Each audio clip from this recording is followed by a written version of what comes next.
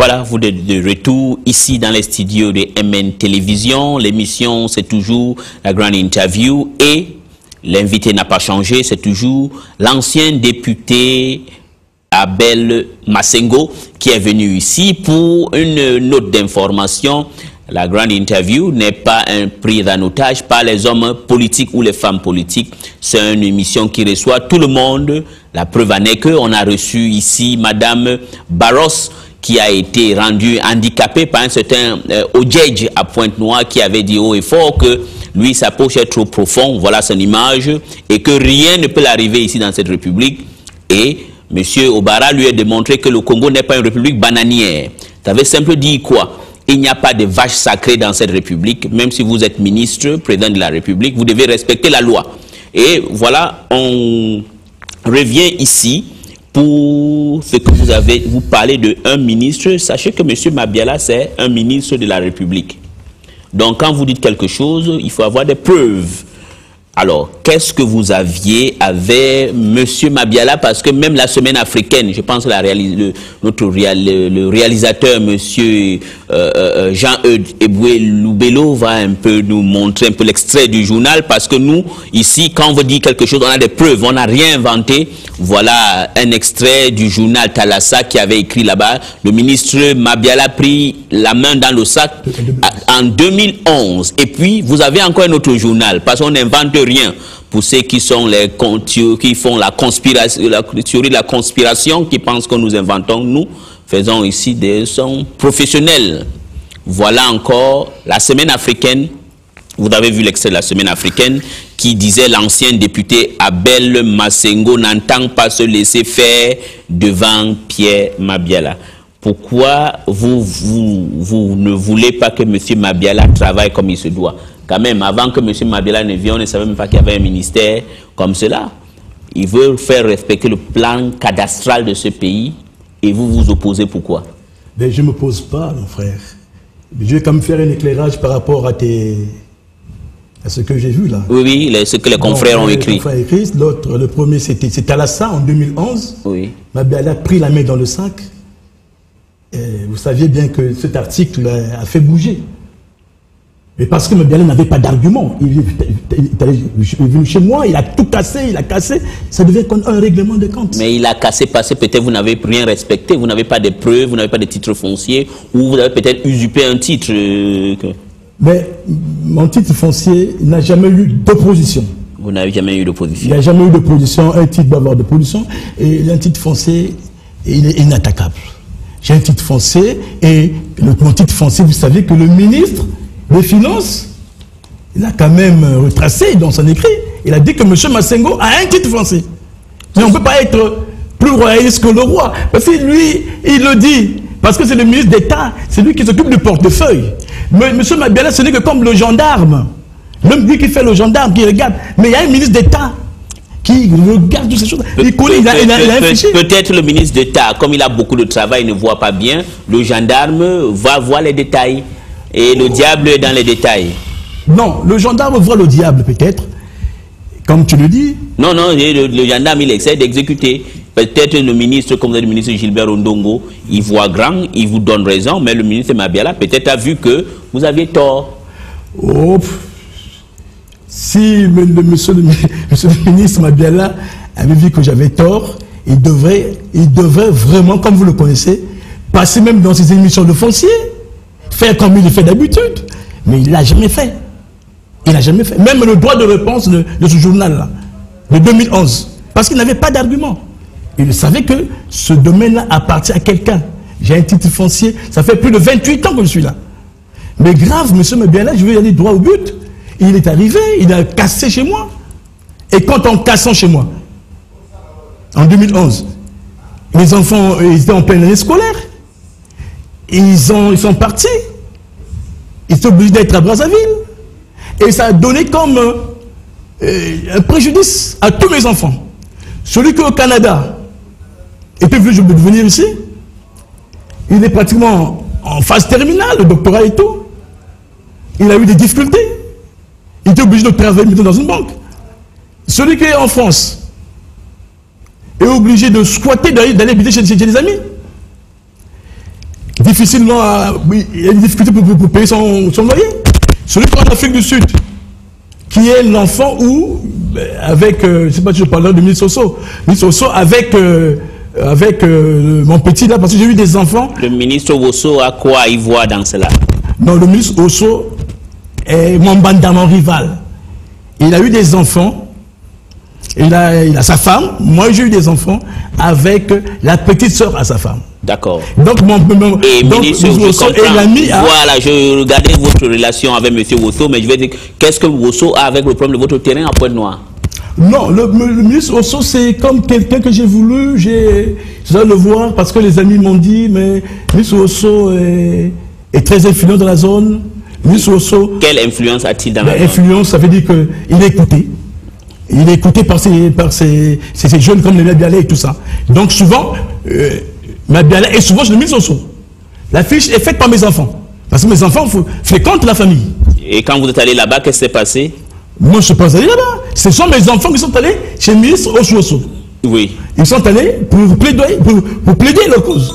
Dire que... Oui, je vous écoute. Pour plaider leur cause. Ils disent que non, papa, nous avions des problèmes dans le loyer. Donc, qu'est-ce qu'il faut faire? Ils ont eu la chance ce jour-là, Mabiala était là. Entend très bien. Le ministre Mabiala a répondu à mes enfants.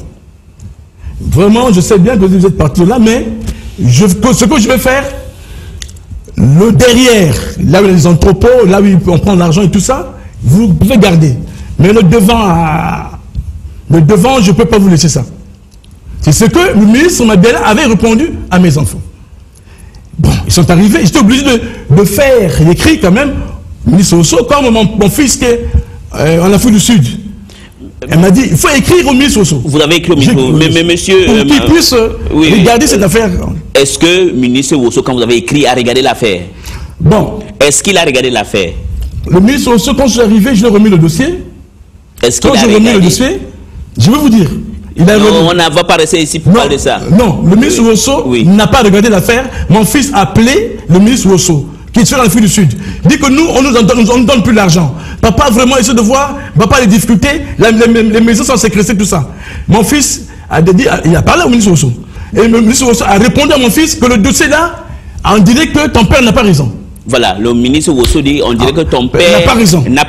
Il a dit ça à mon fils en Afrique du Sud. Et vous ne voyez pas que vous n'avez pas raison. Parce que pourquoi se fait-il que là-bas, là où il y a votre terrain, il y a d'autres gens qui ont construit, il y a des temples là-bas, tout, ils n'ont pas de problème. Pourquoi c'est en face de vous? Mais pourquoi c'est vous qui avez des problèmes chaque fois? Bon, mais ils n'ont pas construit chez moi, c'est mes voisins. Oui, mais pourquoi c'est seulement dans vous? Oui, ceux qui ont des temples de mes voisins. C'est quel genre de temple? Ça fait plus de pratiquement depuis longtemps. Mais j'ai su seulement qu'il y avait un temple. C'est quand on a commencé à construire. Mais sinon, ça existe depuis pratiquement plus d'une dizaine d'années ou 15 ans. Oui. Temple que tu connais très bien. Non, je ne connais pas. Maçonnique, des francs-maçons. Et qu'est-ce que des francs-maçons? Ils sont en face de moi. Oui, mais les francs-maçons ne sont pas des gens mauvais. Est-ce que vous voulez donc nous dire que c'est à cause de ce temple des francs-maçons que vous avez des problèmes? Oh non. Parce que les francs-maçons ne font pas de problèmes. Tous ceux qui vivent dans ce temple-là sont des amis. J'ai plein d'amis. Comme qui, par exemple, comme qui vont ils sont ses amis. Comme qui, par exemple, donnez les noms quand même. Mais je ne peux pas te donner des noms. Non, vous ne pouvez, non. Tu connais que c'est des amis, je les connais. Moi et vous, on n'est pas des amis. Ne me tire pas le verre du nez. Mais vous êtes venu ici. Vous êtes venu ici pourquoi? Vous êtes venu ici parce que vous avez un problème. Alors maintenant, là-bas. Oui. Qui sont les gens, vous avez dit, les gens qui vont, sont vos amis. Mais donnez quand même un nom de personnes qui vont, parce qu'on ne sait jamais si vous dites la vérité. Ils m'embrassent dans la rue. Bon, je prends l'exemple de ministre Mabiala. Le ministre Mabiala. Il va là-bas. Et quand il me voit dans la rue, il m'embrasse. Il me dit bonjour mon frère, c'est ça les amis. Alors mais tu peux le voir des amis là-bas. Si monsieur Mabiala c'est votre ami, monsieur Massengo. Si monsieur Mabiala c'est votre ami, pourquoi vous dites bon Dieu qu'il veut prendre votre... Mais c'est là où vous n'allez pas comprendre, c'est là où le bas blesse. Quand il me voit dans la rue, il m'embrasse. Il me dit bonjour mon frère. Et quand il voit des gens, c'est pas lui. Ah, cette affaire de Massengo là, j'ai des injonctions quelque part. Donc, ça veut dire que c'est des injonctions quelque part. Allons droit au but. Monsieur Mabiala est en train de prendre mon argent, mon locataire. Là, vous dites quelque chose de grave alors. Monsieur Mabiala est en train de prendre mon argent. Oui, il a pris votre argent comment? Bon, ça fait 18 mois, depuis décembre 2012, que mon locataire, j'ai le contrat de bail ici. Mon locataire qui verse, je peux dire le montant. Donnez le montant, parce qu'il ne peut pas... Moi... Il verse 1 450 000 francs pour l'entrepôt et 150 000 pour le studio. Ça fait 1 600 000 qu'il verse par mois. Depuis décembre 2012, ça fait 18 mois que les gens de Mabiala, qui sont là-bas à Pointe-Noire, nous sommes allés les voir. Ils disent que non, nous avons une instruction. C'est lui. Que ton argent l'argent du locataire, c'est au trésor. Jusqu'à ce que qu'on regarde clair. Alors si c'est au trésor, ce n'est pas lui qui prend, donc il a demandé que ça aille quelque part. Bien. Alors parce que c'est une fausse accusation que vous faites contre Mabiala. Oh, il n'y a pas une fausse accusation, j'ai des preuves, dans le sens que c'est eux qui parlent, me prénom, qui sont en train de prendre mon argent. Est-ce que vous êtes allé au trésor? Vérifier, oui. Vous avez vérifié que ça ne vient pas au trésor et que ça va chez Mabiala? Bon, j'ai des preuves. Il y a 2 semaines que j'ai fait un tour à Pointe-Noire. J'ai vu mon locataire, il me dit que nous versons l'argent au trésor. Et quand on va regarder au trésor, sur 18 mois, il n'y a que 4 mois. Donc, les 14 mois vont dans les trésors intermédiaires. Et ces trésors intermédiaires, vous pensez que ça peut être qui? Mais ça peut être qui? Mais puisque dans les supports de versement, on ça peut être écrit ministère des Affaires foncières. Vous avez les preuves de ce que vous dites? Oui, j'ai des preuves. D'accord, gardez vos preuves. Parce que vous savez que M. Mabiala, au-delà qu'il est ministre, c'est un avocat. Donc si vous dites n'importe quoi, là, il va vous porter plainte. Vous saviez que le ministre Mabiala, c'est un avocat? Oui. Mais l'avocat, c'est la personne qui devrait réguler la République. Si la personne si l'avocat commence à crier des problèmes de ce genre, un avocat qui met quelqu'un chez moi, ses amis chez moi, il enlève mon locataire, il y a un contrat avec un locataire, ça c'est le deuxième locataire, il met ses amis, on paye 1 500 000 plus 1 600 000, ça me fait 3 100 000 dans le mois. Et là-bas, au lieu que, comme on avait dit, de mettre l'argent au trésor, il met ses amis dans la maison là. Ça c'est un avocat, c'est un homme de droit. On vient, on ne fait pas l'état du lieu, on casse les portes, on rentre chez les gens. Mais quel avocat? Et j'ai des véhicules là-bas, 2 véhicules. On me dit que c'est désossé. Je ne retrouve plus les véhicules. Je ne vais plus chez moi depuis 18 mois. Je rentre plus chez moi. Un jour, il y a eu des gros bras qui m'ont vu, qui m'ont dit, il ne faut plus venir ici. Mais je vais faire quoi? Eh oui, je suis un homme d'État. Je n'aime pas l'injustice. Ce problème-là, c'est que c'est Mabiala qui a monté les enchères dans cette affaire, qui croyait que cette affaire, il devait tourner en rond. Mais Dieu merci, j'étais psychologique. Avec l'esprit de la métaphysique, métabiologique, métapsychologique que nous avions réfléchi comment faut-il faire pour l'amener à la faute. J'ai laissé Mabiala prendre le goût. Et il est surpris qu'en ce moment, sur 18 mois, au trésor, on ne trouve que 4 mois. Et vous avez les preuves de ce que vous dites? Les preuves sont là. Ils sont là. Nous allons regarder, parce que nous étions... Je vous dis qu'aussi, j'étais auditionné par l'anticorruption et concussion. Pourquoi l'anticorruption va vous auditionner? Mais je vous dis que ce conflit parcellaire a comme ses spécificités.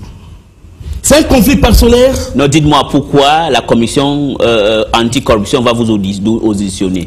Pourquoi ils vont m'auditionner? Oui. Mais si j'ai une convocation, je suis un citoyen. Ils vous ont déjà convoqué? Ils m'ont convoqué. Je suis arrivé là-bas et ils m'ont parlé de ce domaine. Comment tu l'as eu? Comment tu le fais? Et comment? C'est quelle commission? C'est qui est dirigée par Lamine Nguélé? Lamine Nguélé, il a même une correspondance qu'il avait envoyée au secrétaire général de la présidence. Parce que je suis sorti là-bas blanc comme neige. Et le secrétaire général de la présidence, quel secrétaire général de la présidence? Monsieur Ondaï. Monsieur Ondaï. Donc monsieur Lamine Nguélé a écrit. Et qu'est-ce qu'il a écrit à monsieur Ondaï? Il a écrit pour dire que regardez le problème d'Abel Massengo concernant son argent.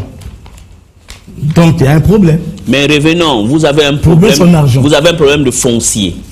Visiblement, vous dites que ça vous appartient. Oui. Le ministère de domaine foncier conteste. Et pourquoi la commission anticorruption va vous auditionner? Bon, la commission anticorruption va me auditionner. C'est pour ça que je dis que mon conflit personnel a ses spécificités. Vous saviez que les espaces de ce genre, je crois que c'est la 3e fois. J'étais à la télévision congolaise déjà. Oui. Je suis passé à la télévision à la chaîne nationale, tout ça. On dit à 20h pour faire un droit de réponse. Donc on a mené mon affaire là, même à la télé, pour dire que j'étais un travailleur de l'État, que j'avais bénéficié du domaine là, parce que je devrais payer par mois et tout ça, et après ça devait pour moi. C'était vrai ou faux? C'était vrai ou faux? Je n'ai jamais imaginé la fonction publique, mon frère. D'accord, vous n'avez jamais imaginé. Mais comment je peux dire? Mais revenons maintenant, d'accord, nous pourquoi bicéphalisme? Pourquoi le bicéphalisme? Mais ça veut dire que c'est un peu d'hermaphrodite dans le sens. Non, n'utilisez pas les mots, non. C'est ça. Donc vous dites que je suis en même temps fonctionnaire et en même temps d'accord, mais revenons sur le problème de la commission anticorruption. Pourquoi ils vous ont auditionné? C'est la question, vous ne m'avez pas répondu à cela. Je crois que je suis le premier qui a un contentieux personnel qui est passé là-bas. C'est une spécificité, j'ai pas compris. Mais pourquoi? Mais je vous dis quelque chose. De 10h à 17h, c'est donc 15h, 16h, auditionné. Mais avec des pratiques où vous avez des tortures morales. Un jour, j'étais fatigué. Et l'auditeur, c'est qui vous auditez? C'est M. Lamingele lui-même? Non, il y a des services. Il y a certains qui étaient quand même souples. Et je passe par là. Et je 17h, pas de 9h à 15h ou 16h. Et je passe. J'avais soif, je voulais boire. Je dis à mon gars qui m'auditionnait, est-ce que votre frigo, il n'y a pas une bouteille d'eau? Il me dit, mais non, à la maison d'arrêt, il n'y a pas de bouteille d'eau. Donc, il vous prépare déjà. Quand vous irez à la maison d'arrêt. C'est ça que j'ai connu, moi. À l'anticorruption. Tu es préparé que tu vas à la maison d'arrêt. Donc, je dis que cette affaire a une spécificité. C'est pour ça que j'écris au président de la République. J'écris pratiquement à Madame Sassou. J'écris au maire de la ville de Pointe-Noire, au préfet de Pointe-Noire. J'écris au garde de PCT, parce que le groupe parlementaire de PCT, parce que l'autre est au PCT. Qui est l'autre? Mais Mabiala au PCT, pour qu'ils savent que ce monsieur est en train de m'embêter. Parce que si le ministre d'État parle, et je ne vous ai pas dit, le ministre Chimbambelela. Qu'est-ce qu'il a eu à voir dedans aussi, M. Chimbambelela? Chimbambelela avait eu une fiche de ses syndicalistes de Pointe-Noire. Pour cette affaire, parce que les syndicalistes, c'est mes voisins, ils sont là. Ils commençaient à bouger. Ils disent que, le domaine là, on l'avait vendu à l'époque pour payer les travailleurs. Il faut que vous fassiez la traçabilité de ce domaine. Ils ont écrit, ils ont dit. Monsieur Massengo, propriétaire, il avait eu. Ils ont dit comment il a eu. Donc, après, ils ont remis ça au ministre Chimbambelela. Et le ministre Chimbambelela était obligé d'écrire pour éclairer le ministre Ondongo. Parce que dans le support du ministre Ondongo, dans la réponse du ministre Ondongo, Mabiala n'a pas répondu. Donc si je vous entends, attendez, donc si je vous entends bien, monsieur Abel Massengo, monsieur Chimbambelela ne vous donne pas tort? Non, monsieur Chimbambelela dit, il retrace la traçabilité de ces syndicalistes qui disent que non, comment j'ai eu ça? Donc il a envoyé tout ça, le dossier, il a envoyé le ministre de portefeuille. Pourquoi? Il peut arriver l'erreur. Vous avez vu que dans un journal, on a écrit qu'il y a un terrain au Kémi et tout ça, signé par le ministre. Il y a une affaire comme ça c'est dans le Troubadour. Oui, laissons ce problème à part. Focalisons. Il peut arriver piégé. Il peut être piégé. C'est un homme. Qui peut être piégé? Le ministre. L'administrateur. Qui Ceux qui viennent les voir. Ceux qui viennent les voir. Ceux qui ont la prétention de faire du mal. Qui veut vous faire du mal? Mais quand on vient chez vous, donc quelque part, chez vous, on prend l'argent, on prend les gens, tes amis, on loge là-bas, et vous avez dit que l'argent va au trésor, et tu loges tes amis, là où il y a un contrat de 1 500 000, tu mets tes amis. Et c'est Loïc Parra dépassé à Pointe-Noire. Le gars qui est logé par Mabiala à Pointe-Noire, c'est l'un des meilleurs logeurs parce que c'est là le meilleur logeur parce que apparemment il doit payer 1 500 000. Et l'argent va au trésor. Non, lui, Mabiala, nous allons faire une facture avec le lycée parce qu'il doit payer. Parce qu'il y a un contrat là. Là où il est, ça fait 1 500 000 par mois que mon locataire payait, qu'ils ont chassé. Ils ont cassé les portes, ils sont rentrés là-bas. Donc, mon locataire payait 1 500 000. C'est là où il a fait loger son gars. Bon, je ne sais pas si c'est dans un quartier périphérique, Makaya ou je sais pas quoi. Il est bien logé là-bas maintenant. À 1 500 000 qu'ils vont payer. Avec l'argent du contribuable, ils doivent le payer. D'accord, maintenant revenons sur le problème de l'anticorruption. Quand M. Lami Nguélé a fait son rapport, vous dites qu'il a fait le rapport chez qui? Monsieur Lami Nguélé, quand je suis passé par là, non, il a fait le rapport. Il a fait le rapport au secrétaire général à la présidence, M. Ondaï. Et il disait au secrétaire général, M. Ondaï, que quoi? Regardez le litige de Abel Massengo avec le ministère des Affaires foncières concernant son argent. Donc, en d'autres termes, vous êtes passé par la commission anticorruption, vous avez été blanchi. Mais si on écrit que regardez son problème d'argent. Et qu'est-ce que le secrétaire général de la présidence, M. Bati, a dit? Avait initié des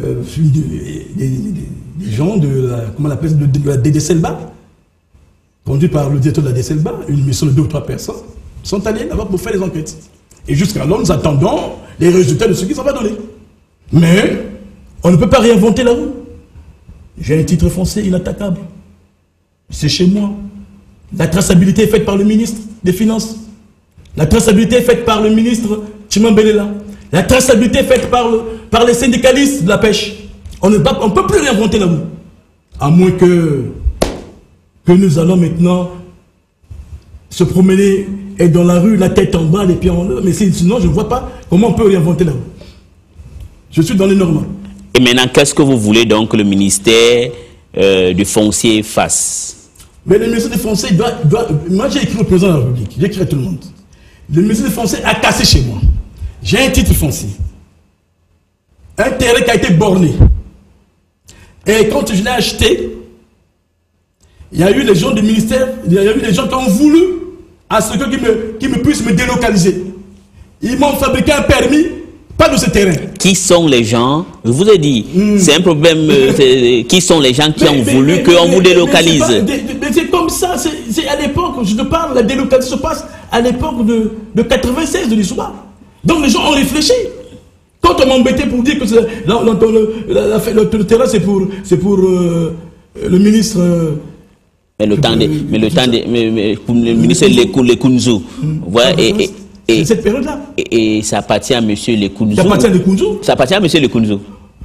Non, ça appartient à M. Lekunzu, oui ou non? Oh, vous savez bien. Non, je vous pose la question. Non. Vous ne me connaissez pas. Oui. Non, je vous pose. J'ai un immeuble à Makele-Kele. À côté de la commune de je ne voudrais pas savoir les maisons que vous avez à Makele-Kele. Non, je vous pose la question, oui. Donc, la maison là, ça appartient à Lekunzu ou pour vous? C'est que ça appartient à Lekunzu ou à vous? Tu peux lire le titre foncier? Non, je ne veux pas lire. C'est vous-même qui avez. Ça vous appartient ou à M. Lekunzu? Ça appartient à Abel Massengo. Et Abel Massengo, c'est vous? Abel Massengo, c'est moi. Lekunzu n'a rien à voir. Lekunzu n'a rien à voir. C'est l'instrumentalisation des gens. Parce qu'ils ont vu que Lekunzu était le dernier directeur de la CICAP. Quand on va faire la vente aux enchères, le dernier directeur, c'est Lekunzu. Et Lekunzu habitait là où le blanc achetait. Ils se sont dit, mais non, c'est impossible que Lekunzu ne puisse pas acheter quelque chose. Donc ils l'ont diabolisé pour rien. Lekunzu me dirait ça à l'Assemblée, que ma sœur ne voulait acheter, j'ai acheté parce qu'on ne vendait ça qu'à des petits bateaux. D'accord. Ça appartient à Abel Massengo. Moi, c'est que je demande. Donc, si je vous entends bien, vous avez dit que cet acharnement, c'est depuis le moment de l'Issouba. L'Issouba. Quand on a commencé à me créer des problèmes. Est-ce que c'est parce que Pierre Mabiala était l'avocat du gouvernement de l'Issouba qu'il y a cette rancune qui continue? Oh, je ne sais pas si. C'est ce que vous êtes en train de dire. Je ne sais pas si c'est les mêmes velléités qu'il a, mais à l'époque, il était l'avocat d'État, il devait connaître ce dossier. Puisque si on a commencé à embêter à l'époque, il connaît ce dossier. Mais est-ce que maintenant, vous n'avez... il est en train de peut-être de rebeloter. Il rebelote. Donc, il est mal tombé. Il est mal tombé parce que il n'a pas le soutien du ministre d'État. C'est lui qui est le propriétaire. Il n'a pas le soutien de Gilbert Ondongo. Et il n'a pas le soutien de ministre Tchibambela, de la pêche, qui s'occupe de la pêche. Donc là-bas, ils ont expliqué. Mais expliquez-moi un peu. Si ça appartient au ministère de la Pêche, comment ça peut vous appartenir aussi? Hein? Vous dites qu'il n'a pas le soutien du propriétaire de lieu. Mais oui, mais parce que nous sommes dans un camp de la pêche. C'est un camp. Ils sont encore là. Ils ont une partie qui a été vendue. Ah, d'accord. Donc, ça veut dire que les lieux, c'est des voisins. Ce sont mes voisins, la pêche. Ce sont mes voisins, ils connaissent. Donc, moi, j'ai acheté une partie. Donc, il n'a pas le soutien du ministre Gilbert Ondongo. Non, je ne parle pas qu'il soutient ou pas soutient, mais c'est que le ministre Ondongo n'a pas. Et lui, il était quand même quelqu'un d'une grande technologie. Il a réfléchi, il a dit que ça, c'est le faux. Que le ministre de Pierre Mabella veut me piéger. Il n'a pas signé. Et puis je vous dis que c'est seulement... Qui a dit qu'il veut piéger qui? En Europe, oui. En Europe, je dis que quand un ministre initie un arrêté, il fait d'abord un travail de prospection. Regardez d'abord. Il va, il envoie ses conseillers, tout ça. C'est chez nous qu'on va comme ça. Est-ce que vous ne pensez pas que ça peut être une erreur de la part de Mabiala? Il ne fait pas ça parce qu'il a un acharnement contre vous? Oh. Pour qu'il ait un acharnement contre moi, je ne sais pas s'il a un acharnement contre moi. C'est que je me rappelle très bien, on était à l'Assemblée nationale. Je vais vous le dire. À l'époque, à l'Assemblée, j'avais dit à Mabiala, parler comme ça, que moi, je ne suis pas l'homme politique qui ne saute pas les trains. Vous n'êtes pas l'homme? L'homme politique ne saute pas les trains.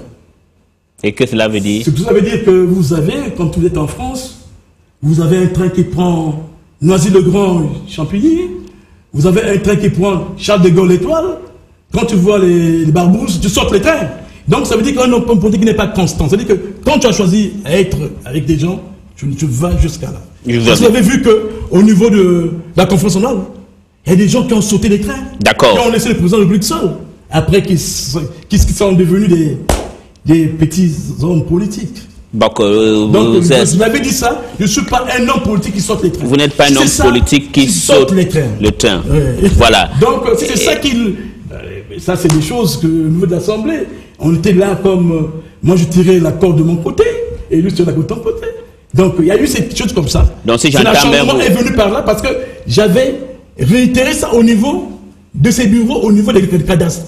Quand je vais au cadastre pour voir ici à Brazzaville, je dis, mais si c'est cette affaire que j'avais prononcée au niveau de l'Assemblée, que je ne suis pas un homme politique qui saute les trains, mais je peux aujourd'hui dire ça que ce que j'avais dit, je ne peux pas retirer. D'accord. Si vous voulez que je retire ça, je ne retirerai pas ça. Je ne peux pas retirer, j'avais dit ça dans un sens d'équité et démocratique.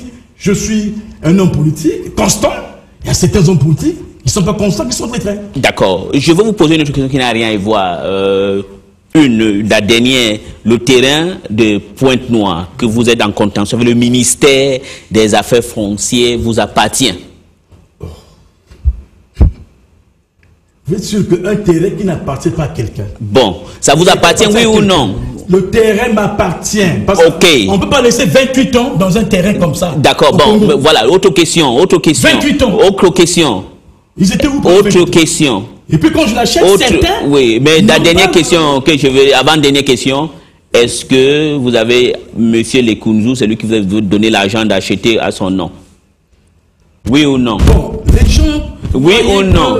Lekunzu ne m'a jamais donné l'argent. Il ne vous a jamais donné l'argent. À acheter ce terrain. D'accord, mais pourquoi... Lekunzu était le directeur de la SICAP. D'accord, mais... Les gens ont voulu faire les jonctions, les connexions, parce que monsieur Lekunzu était directeur de la SICAP et il habitait dans un bel immeuble. D'accord. Donc, comment il n'a pas pu acheter quelque chose ici? Non, il a dû donner la passe à son petit. D'accord. Le petit de Wenze, comme on est de Wenze. Et maintenant, vous avez été un peu très passionné. Quand vous étiez à l'Assemblée nationale, pourquoi on vous appelait le sapeur? C'est une question qui est bienvenue. Le sapeur, parce que j'aime les bonnes choses. Je ne fais pas mes choses à moitié. Je ne fais pas mes choses à moitié. Le sapeur, parce que j'avais l'une des plus belles voitures de Brazzaville. Le nom de sapeur, c'est à partir de là. Parce que monsieur On avait un frère de côté de Bloba Congo, M. Profa, avait acheté une voiture, très belle voiture Mercedes. Et rideau et tout, il n'y en avait pas. Et il vient donc chez nous à Wenze, Poto, prendre nos petites filles, le sapeur. Et moi j'ai fait comme lui. En un mois, j'ai acheté la même voiture comme lui. Donc le nom de sapeur était parti par là, parce que je m'habille très bien. D'accord. Et pour conclure, vous étiez député. Où en êtes-vous avec le micro-barrage qui devait être conçu là-bas à Lumo, le micro-barrage? Ne parle pas de micro-barrage. Qu'est-ce à Lumo, je ne sais pas. Moi, à mon époque, j'ai construit le pont. J'ai construit un pont. Vous ne connaissez pas, vous ne connaissez pas quelqu'un qui s'appelle Lumo et Luingui, un pont qui jonction là. Il n'y avait pas de micro-barrage. Il n'y avait pas de projet de micro-barrage. J'ai jamais fait le micro-barrage. Mais à Lumo, il n'avait jamais un projet là-bas. Un pont, et je suis le seul qui avait acheté un véhicule à 10 pneus Mercedes pour faire repartir les paysans.